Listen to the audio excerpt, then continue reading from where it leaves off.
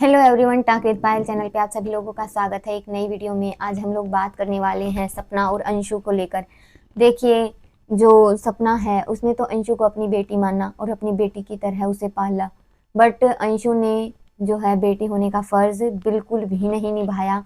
उसने बेटी होने का फर्ज निभाया, वो अपने माँ बाप के साथ निभाया जिनके पास वो कभी रही नहीं, जिसने पाला, जिसने वो प्यार दिया, जिसने उसकी उतनी केयर की, उसके लिए, उस भाभी समान माँ के लिए उसने जो है रिश्ता नहीं निभाया।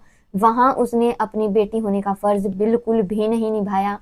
एक बार जब ये बात सुनी थी कि जब अंशु के पापा चाहते थे कि चैनल्स के पासवर्ड अंशु जो है उनको बता दे, बट अंशु ने वो चीज़ आकर अपनी भाभी को बता दी थी कि भाभी, मेरे पापा आपसे ये चैनल्स लेना चाहते हैं, इनके पासवर्ड पूछ रहे थे मुझसे। तब ऐसा लगता था कि हाँ, जितना प्यार सपना अंशु से करती है उतना ही प्यार अंशु भी सपना से करती है। पर अब जो है, और पहले जब अंशु सपना के पास रहती थी तो अंशु बिल्कुल बच्ची की तरह ही लगती थी और सपना ने हमेशा उसको बच्ची की तरह ही ट्रीट किया। बट जब से अंशु और सपना अलग हो चुके हैं, अंशु अपने माँ बाप के साथ आकर रहने लगी है, तब से उसने भी पॉलिटिक्स का खेल सीख लिया है कि कैसे पॉलिटिक्स खेली जाती है। जिस भाभी ने उसे पाला, इतना प्यार किया, और उस भाभी को किसी ने गाली गलौज किया, उसके लिए कर्म कांड जैसे वर्ड्स का यूज किया गया, को इतना ब्लेम किया गया, सपना के साथ गाली गलौज किया गया, आज वो अंशु उसके साथ में रिश्ते निभा रही है। जबकि अंशु को तो ये चीज देखनी चाहिए ना कि जब उन्होंने उसकी भाभी के साथ इतना गलत किया तो अंशु का तो बोलना भी नहीं बनता, और अंशु उनके साथ रिश्ते निभा रही है। अंशु उनकी वीडियोस को लाइक कर रही है, उनकी रील्स को लाइक कर रही है। मतलब अंशु प्रॉपरली जो है अपने पापा की साइड है। सब रिश्तेदारों ने सपना को धोखा दिया, वहीं अंशु ने भी दिया। मतलब सारे रिश्ते बराबर। चीज ही लगती थी स्टार्टिंग से कि अंशु हमेशा सपना के लिए जो है खुददार रहेगी और अंशु हमेशा जो है सपना की साइड रहेगी। अंशु ने हर चीज देखी है, वो हर चीज समझती है, बट ऐसा नहीं है। जैसे ही अंशु अपने माँ बाप के पास गई, उनके रंग में ढल गई। कहते हैं ना कि खून के रिश्ते तो खून के ही होते हैं, और ये चीज सपना ने भी कही, क्योंकि सपना के पास वो सिर्फ रह रही थी, बट खून का रिश्ता उसका अपने माँ बाप के साथ था। इसलिए कहते हैं लोग ना, चाहे कोई कितना ही किसी के लिए कुछ भी कर ले, बट जो उसके खून में होता है ना, वो इंसान वो चीज दिखा देता है कभी ना कभी। वही चीज आज अंशु ने की है कि खून में जो चीज थी ना, आज वो चीज कर दी अंशु ने। क्योंकि अंशु के पापा जो है सपना के साथ स्टार्टिंग से चाहते थे कि पासवर्ड ले लिए जाए चैनल्स के, और उसके साथ धोखाधड़ी स्टार्टिंग से चल रही थी। और अब अंशु के साथ मिलकर वो प्लानिंग्स को अंजाम उन्होंने दे दिया। अब सपना से हर चीज ले ली गई। रोड चैनल जो है वो सपना से लेने के लिए 1 साल से कोशिश की जा रही थी, बट फाइनली जब वो उसकी ऐसी स्टेज हो गई कि जहाँ वो सब कुछ दे रही थी, वहां उससे वो चैनल भी ले लिया गया।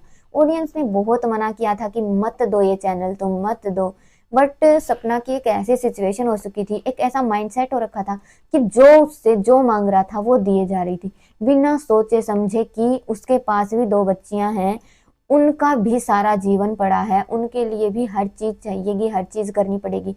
बट सपना ने यही चीज कही कि कोई बात नहीं, जो मैं चैनल, मैं अपने दम पे जो मैंने अपना बनाया था, अपना मैं चला रही हूँ, अलग बनाया था, वो ही चलाऊंगी।